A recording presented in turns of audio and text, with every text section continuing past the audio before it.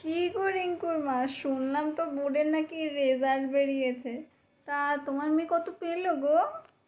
ওই 90%-এর মতন পেয়েছে।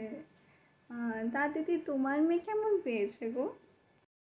আমার মেয়ে তো বলাই যাবে না, 95 পেয়েছে। 95, বাবা আমি তো ভাবতেই পারিনি আমার মেয়ে পাবে। কিছু পড়তো না, কিছু পড়তো না, হয়ে যাবে।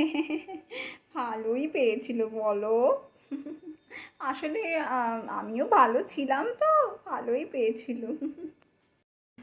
তা বলছিলাম যে তোমার মেয়ে কি ফোন টোন নিয়ে পড়াশোনা আদৌ করে তো, নাকি সব কানে আসে তো কথা? ওই শুনছিলাম আর কি, যে নাকি এইটুকু টুকু জামা পরে নাকি সব ছবি টবি দেয়, সব দেখি। ও, তাই নাকি? হ্যাঁ, আমারও খুব কানে আসছিল অনেক কথা, জানি না সত্যি কি না।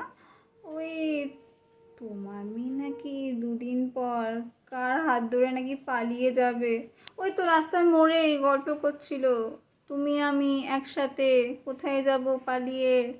ওই আর কি বলছিলাম আর কি।